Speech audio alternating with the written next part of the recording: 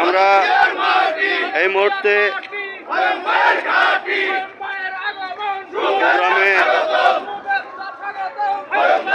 অগ্রসর হচ্ছে। আপনারা দেখতে পাচ্ছেন আলী নওয়াজ মোহাম্মদ খোয়েম সাহেবের এখানে প্রধান অতিথি হিসেবে উপস্থিত হবেন।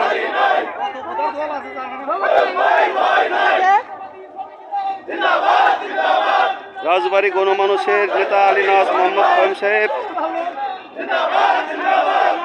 উনি সৌদি থেকে উমরা করে আসছেন।